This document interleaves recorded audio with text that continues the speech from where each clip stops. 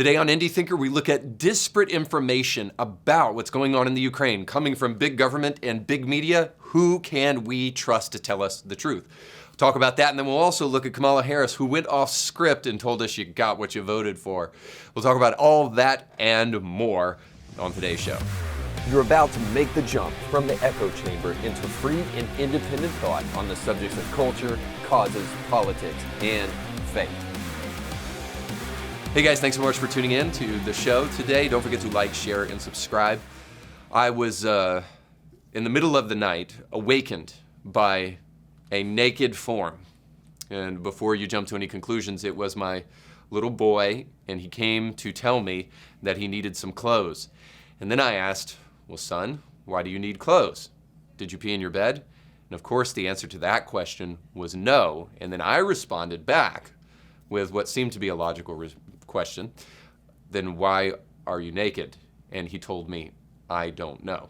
So sometimes the truth is hard to understand and hard to tell, and then other times it's not. So when it is a little bit difficult for us to put together the truth, we need some tools that will help us. So we'll talk about that and dig into what's going on in the Ukraine. But before we do that, I want to make sure you know that this episode of Indie Thinker is sponsored by our friends over at Element Funding. If you're looking to refinance a home, to build a home, or to just purchase a home, now is the time to do that. We're getting close to historic high interest rates, and over the summer, the Fed has already promised interest rates will go up, and they're already going up. So now is the perfect time to go ahead and go get pre-qualified for a home over at KevinBlairTeam.com. There's Element Fundings all over the nation, so the Kevin Blair team can help you with his Element Funding branch or help you find a branch that can service you.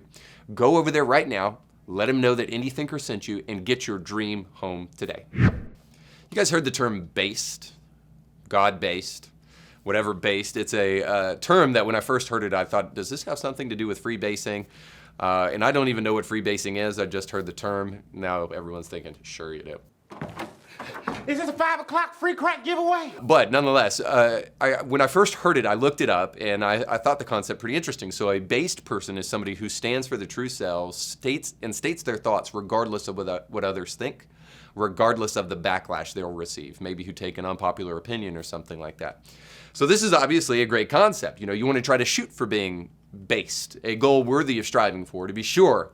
Unless, that is, you've co-opted the word and totally changed the meaning. And anyone, anywhere who states that they're red-pilled now can state things that have totally bypassed common sense, logic, and truth, and then say, well, I'm based. So, of course, when facts come to ruin the party, these based individuals typically double down, insisting that opposition is just a sign of how right I am. So I can prove that for you. Anna Lynn McCord, actress and novice poet, posted her poem to Putin, in which she tells how awesome she is and how she would have nurtured the devil right out of Putin if she was his mother. We talked about this earlier in our show this week. You can go back and check that out. But by the way, I just think that statement is very offensive to Hitler's mother. She did the best that she could with what she was given, and let's face it, Hitler was quite a rambunctious teenager, so I don't think we should go around judging moms. Nevertheless, when she posted her poem to social media, she received thousands of negative responses. Now, she could have thought that the negativity comes from the fact that the post was entirely tone deaf and defies explanation. But that would have demanded some self-awareness, which is incredibly rare, especially in Hollywood. Instead, she doubled down on her poem, of course, and defended it by appealing to emotions, saying she was just trying to stand for children who were caught up in the midst of war. So now if you object to her self-centered attempt to get likes and to get pats on the back for her poem chops, well then of course it's because you don't care about the senseless deaths taking place right now among children in the Ukraine. So what does it really mean to be based if it's not that? If it's not virtue signaling like McCord, or posting a Ukrainian flag in your Twitter bio, especially when you can't even find it on a map, or even pouring Russian vodka down the sink when it's already been imported from Russia, bought by the United States, and then sold to you. So, I mean, like, come on, man. Like, we're buying 200,000 barrels of gas a day from Russia, and I don't see anybody walking down the road to go to work. So, is being based really just virtue signaling and just doing like kind of what the mainstream says? I mean, we've already heard that Ukrainians that were caught in a warship said F you to the Russians and then were blown apart. But of course, this wasn't true. And the men did surrender to the Russians and are still alive.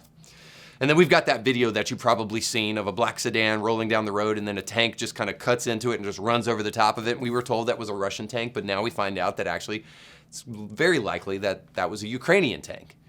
And these kind of stories matter especially when there's a clear agenda being pushed by stellar human beings like Hillary Clinton. So here's that.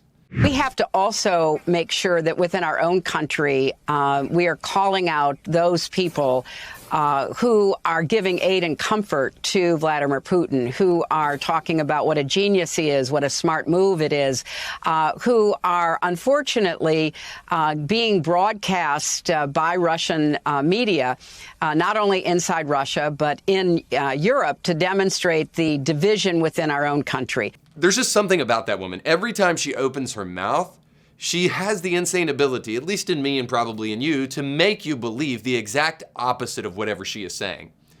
So how are we even supposed to be giving aid and comfort to Vladimir Putin? What is this woman even talking about? Is there a large group of prominent people in America sending Putin gift certificates to get a mani-pedi? I mean, like, I'm not aware of that. You know, you can post down in the comment section if you are, and I'm wrong. But did anyone in the US send Putin some DoorDash? I don't know how we're aiding and comforting Putin. Not sure he needs our comfort. So if you do make sure you send him food, by the way, I think you should send him Chick-fil-A because Jesus is better than any chicken you can find in the Kremlin. So is there anyone of note really siding with Putin? Of course not. This is why the outbreak of virtue signaling is being opposed by some on the right. But I got to tell you this, being based isn't necessarily opposing the mainstream narrative either. You have clips like the one I'm showing now, which essentially suggests that the Russians are concocting to destroy Ukrainian labs that are housing biological weapons. So they're actually just killing innocent women and children in their rather elaborate plan to get rid of these biological weapons. And actually Russia is a hero. So all of this is a serious predicament because people are easily manipulated. And to offset that, we are asked to trust two groups of people that are the least honest people on the planet, politicians and the media. For those of us who care about the truth, we can't make the mistake of just resisting the mainstream or going with the mainstream. So I had some thoughts about what we could do in life to actually resist this nonsense and this fake being based to actually get to what real being based looks like. So here's the first thing. Use common sense and be skeptical. Don't drop your love for the truth for any person, no matter who they are, no matter if they use the name of God or not. Here's some thoughts along those lines. War is good for a failing president and for the left. Keep that in mind. Common sense would tell you this. And by the way, the left has proven that they love crisis. They've no less than told you this. Keep that in mind. And on the other side, war is bad for civilians caught in the crossfire. So we should have something going on in our heart as it pertains to the Ukrainians there right now. And so those Ukrainians, those civilians deserve our heart and attention no matter what Putin, no matter what Romney or Clinton says. So next thing, use the fish test. The fish test is this, is if it smells like a fish and it tastes like a fish, then it's probably a fish. So that means don't give in to emotional arguments. This is what I try to communicate to my pastor friends about preaching all the time. You don't have to be outrageous to make people listen to you. Just tell the truth. You don't have to do this.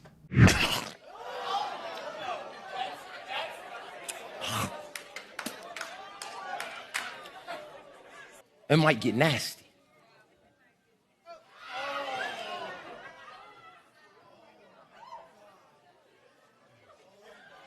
And do you hear? You just have to be truthful. The truth is such a rogue concept in society today. You become a renegade just by virtually telling people the truth. In other words, the truth makes you based. Finally, know that different assertions demand differing levels of evidence. Don't let people get away with fast and frugal arguments when you're discussing large topics. For instance, I tell this to my atheist friends. You can't easily dismiss Christianity as illogical just because you don't like that it holds to a belief in the miraculous. Rather, we need to handle large assertions like the historic claims of Christianity with careful thought, common sense, logic, data, and ethics. So look, these are just some recommendations, but with a simple conclusion. Don't be sheep. Don't be easily led astray by emotional talking points, counter to the mainstream or on par with the mainstream. All of us are required to think for ourselves, and neither should be obsessed with things on the left or right, but things in the dead center of the truth. And we'll talk about that as we jump into our headlines.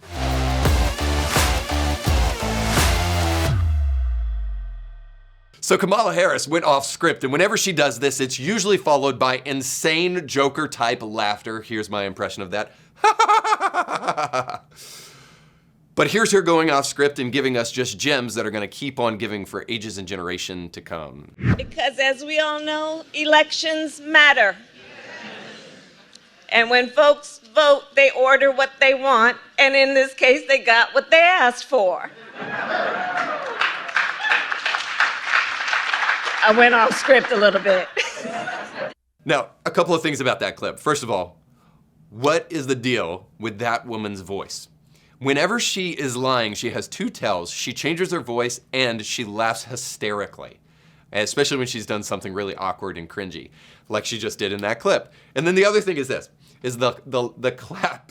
The claps in the midst of that. I don't know how many people were there, to be fair, but when she said that, everybody was thinking in their head, oh crap. Like, should she have said that? And then I think she noticed she said that because she said, I went off a little off script there. Yeah, you stick to your script, because when you go off script, what happens is you drop the mask and then you start showing all of us that you know as well as all of us do that you are in the middle of one of the biggest S-storms in presidential history, right? We are right now experiencing the fulfillment of the prophecy of Barack Obama that Joe Biden has the unique capacity to just F up whatever he does. We're seeing that right in front of us. So according to Kamala, this is what you asked for, this is what you got from the restaurant. A record number of executive orders on day one, including an Equality Act that would enshrine the radical transgenderism that allows for men to use women's bathrooms. You got 4-decade high inflation, a drone attack in Afghanistan killing 10 civilians and 0 terrorists. And adding insult to injury, now because of the horrible debauched Afghanistan withdrawal, we have a country left in the hands of the Taliban that is suffering, millions of people suffering with starvation. We have energy dependence on Russia, repeated lies about the threat of voting rights in places like Georgia, control of the House and Senate, and still the inability to pass legislation, threats to destroy the Supreme Court and the filibuster if this president doesn't get what he wants, and the weakening of our union leading to the predicate that made this Ukrainian invasion possible. It's no surprise Americans ordered this kind of stuff, so Kamala may be right. Because there is a McDonald's on every block, by the way, and we are just getting fatter and happier by the minute. My only question is, why don't you love yourself? Don't you know that the Bible is all about self-love and self-respect? Why would you do this to yourself? Oh, wait. I'm getting this just now. Okay, so the Bible is actually about sacrifice, truth, and Jesus? Okay. Sorry, guys, I have to roll the tape back. Sorry for the misinformation. In that case, since we're done with lying to ourselves, and since we're done with the Trump mean tweets of the past, now we Christians have an obligation to ask ourselves, how we doing? Evangelicals for Biden, you happy with the decision that you've made? Platt, Chandler, Piper, I don't know who you guys voted for, but I know especially Piper had big issues with the fact that Donald Trump was so mean to people and so prideful. So instead, guys like Piper essentially alluded to the fact that we should be voting and okay voting with Democrat, fully forgetting the fact that we still have an obligation to protect the unborn, and perhaps that actually is a good litmus test for whether a human being is a good person. If they believe in killing babies in the womb, perhaps they're not going to be a good president. Perhaps they have slighting social standards and morals that actually are going to cause a lot of issues in America. Perhaps that's going to lead us to identity politics and basically everything that you could possibly think of, including a Supreme Court justice pick and the Vice President of the United States. So, sorry, Phil Vischer, VeggieTales guy, by the way, who said that Republicans shouldn't vote for a Republican president because they won't overturn Roe v. Wade, which, by the way, I could be wrong about this. Fact check me, folks, but we might be in the process right now of overturning Roe v. Wade because of Supreme Court justice picks from Donald Trump. That's okay. Phil Vischer's been wrong about tons of other stuff too, so we won't just stop there, and we could go on and on. But instead, what we should suggest is just simply this. Once again, how you doing? You feel good about your virtuous stance on critical race theory and identity politics and the death of the unborn in the womb? Feel good about that now, Christian evangelicals, for taking your black squares and your Black Lives Matter posts and totally forgetting about the fact that the biggest blight in African American society today is the abortion lobby that's killing about 300,000 black babies every single year, but not a peep from these pulpits about that very thing. I don't say this to be mean. I say it to just simply bring up a fact. The next time someone comes to you with an emotional talking point, the next time somebody brings up to you something on par with the lies that the mainstream media has then been proposing about a president and mean tweets, I hate to be talking about this all this time afterwards, but here we are still recognizing in the midst of the State of the Union that Biden just gave how this man has destroyed everything he has touched. So, how are we doing with all of that? And then the final thing I'll just say is this. Is a while back, and you can catch this too throughout some of the mini episodes that we've done just recently, I suggested that maybe this thing that's going on with Russia is a great litmus test for our president. Because he's destroyed everything he's touched, let's see if this major foreign policy issue can be somehow solved and addressed by Biden. So I'm going to be fair here, as best as I know how to be, based upon what I know about everything that's going on. Without getting into conspiracy theories, I'm just going to say this. Biden started horribly. Back in November, he knew what was going on, did nothing. He didn't do any sanctions rollout until, even though Russia was staging all around the Ukraine, he did nothing until the day before the invasion. And even now, we're still not sanctioning them with SWIFT, which is the banking system that gives money to Russia for the gas that they export all over the world, including to us. So we're not doing anything about that banking system, and we're continuing to purchase oil and gas from Russia. So here's the deal. And again, I'm no foreign policy expert, but I'm just going to tell you that right now, we're seeing, I think, a conclusive, definitive answer on whether or not Joe Biden took this last straw and did anything good with it. And I think the unanimous conclusion that we have to come away with it is that we're done with the Biden experiment. He's at, 42% in his popularity poll, and he's at 37% with the economy, something like that. And then it goes down even to to 32 with COVID and all sorts of other things. I don't remember the numbers per se, but 42 approval rating overall. That's the word I was looking for. But 42%. And so that's what we've been left with. So if you're going to be based, don't go with emotional arguments. If you're going to be based, don't just say, follow your conscience, as some of my Christian pastor friends did so.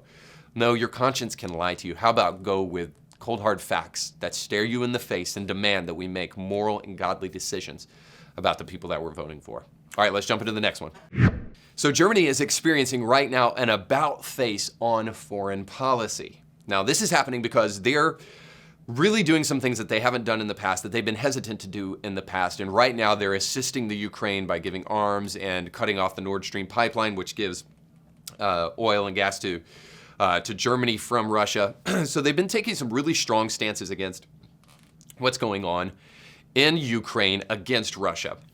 And this is different for Germany because Germany, ever since World War II, and you think to yourself, well, rightly so, ever since World War II, Germany has been very, very resistant and not willing to be involved in any of these kind of incursions because of their history in World War II. So they just felt like they need to back out of it. And you can see this too in The Strange Death of Europe. This is Douglas Murray's book, which, by the way, is just a fantastic author. Love the guy. And in his book, Douglas talks about how Germany totally opened its borders and then allowed people from all over the place who were not even refugees, who were sneaking into the country maybe because they were fleeing crimes and whatnot, to come into the country, all because they were trying to undo the sins of their past. And so they were trying to say, hey, we're no ethnocentric state anymore. We'll just take anybody from anywhere. And so they felt like they needed to absolutely destroy their borders in order to prove something about their past. So suffice to say, this has been the foreign policy of Germany until as of late. Now, it may be clear and at least easy to suggest that this defense may be a PR move from Germany. However, I think there's some things that Germany is doing right now that really will cost them, not the least of which is that Nord Stream pipeline that I just mentioned, that they're no longer going to get gas and oil from Russia, at least for the foreseeable future, while this is going on. Now, this is a strong step that even Biden hasn't taken. And so there is a little bit of room here to just step back and say Germany is doing something that deserves to be recognized on the world stage. Germany is not just barking a lot and then doing nothing. They're actually taking a stand. And this is why I wanted to bring this whole thing up in the first place, is because there is this misunderstanding about human nature that's going on in all of these conversations. And I can't help but feel as a Christian that there's some Christian voices that need to speak in the midst of everything that's going on in the Ukraine to remind us of the fact that in America, we've been so blessed with prosperity simply because of Christian truth and the Christian foundings of our nation. I know there's people that are going to disagree with that, but it's simply because they don't know any better. Sorry, guys. But I'm saying that not to really be tongue-in-cheek, but the reality is that we have to account for our prosperity. You may disagree with my stance, but nonetheless, we have been the benefactors of great prosperity. Now, if you're on the left, you're probably going to say it's neocolonialism, but whatever. Nonetheless, great prosperity has come our way. And we have to account for the fact that prosperity has an impact on us as people, that it influences us. It influences the way that we think. And as a result of it, we've adopted a utopian vision that we believe that, much like Anna McCord's poem to Vladimir Putin, if we just cuddle and love people enough, and if we protest enough, and if we hold signs enough, what will actually happen? Oh, and if we take everyone's guns away, what will actually happen is we will experience the Marxist utopia that John Lennon was talking about when he said, what if there was no wars, no heaven, no hell, no religion? Let's get rid of all of that stuff that's just divisive, and we'll become this perfect people. Here's the problem. Russia, Ukraine, whatever nation state you want to bring up here in the conversation is not the problem.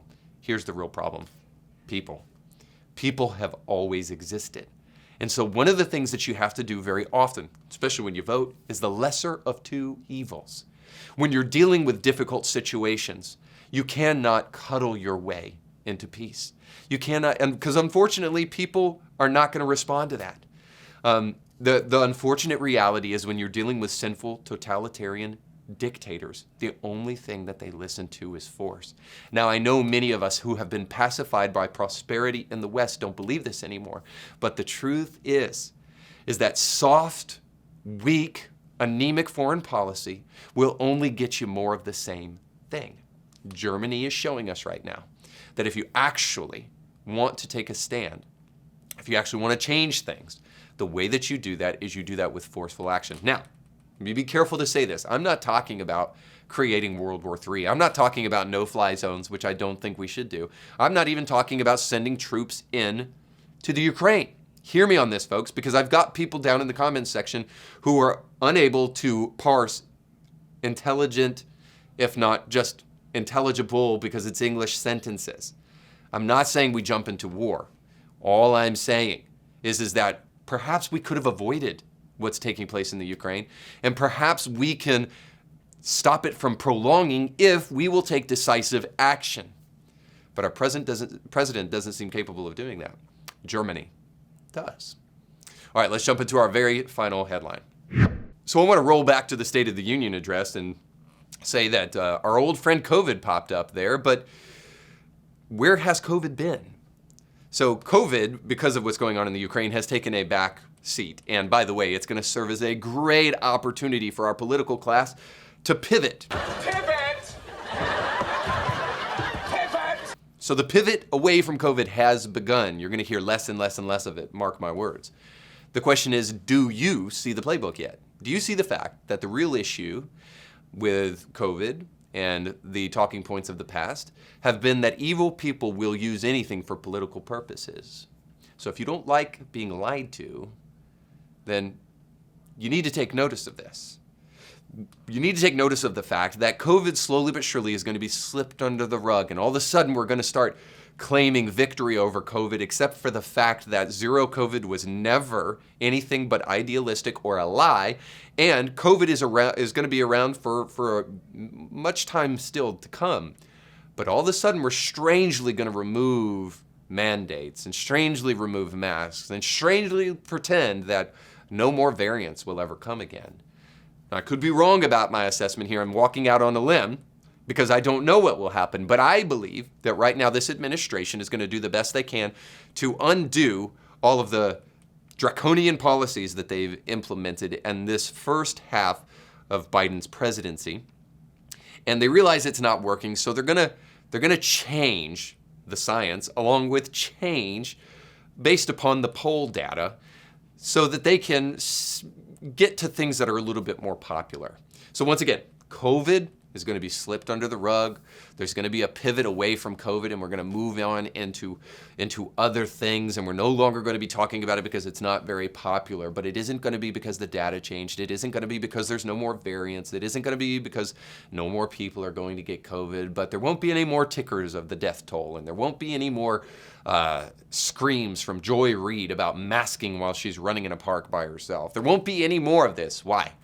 Because the Democrats know that their days are done with this stuff and with lying to people. They used it and abused it for as long as they can. COVID was their whipping boy to try to get people into shape and to try to pander to their crowd, but now it's a thing of the past. So I could be wrong again, but mark my words. If we find that they're no longer talking about it much on the mainstream media, then all I would ask for those of you who are intellectually honest people is to ask yourself, why? Why are they pivoting away from this? And is it possible that I was led to believe a bunch of things by a bunch of dishonest people and I was manipulated? It's one of the hardest things we'll ever admit in our lives, that we were manipulated to believe lies, because then we may have to admit something about ourselves. We're not as based as we think, that actually we're pretty susceptible to the lies that our media, that our government tells us. But in the process of admitting it, there you go, friends, freedom. Because the first step to getting the help that you need is admitting that you have a problem. All right, let's jump into our final segment, Christianity Not Today.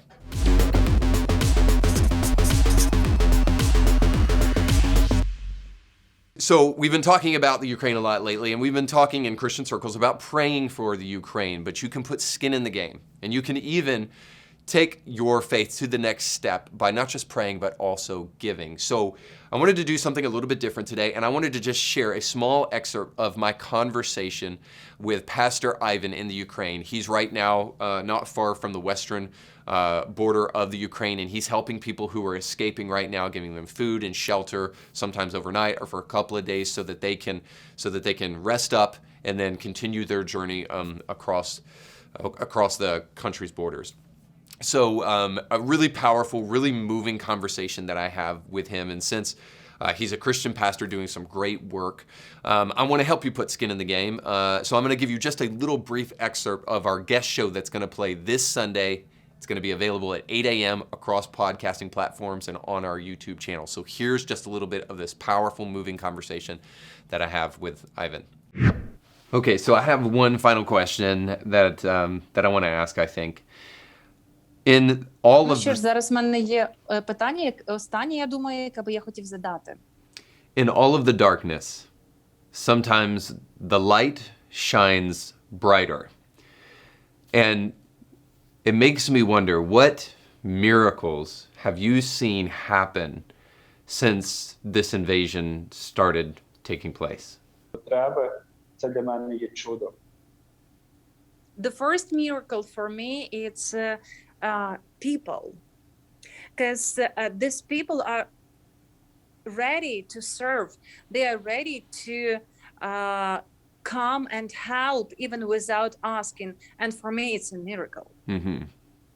Коли люди їдуть десятки годин в автомобілі, вони можуть зупинитися біля будь-якого будинку і їх приймуть, не знаючи, When хто це. people now fleeing, the refugees, when they going by car and they are tired, and can you imagine that they can just stop near any house and people who even don't know them, they will accept to their home.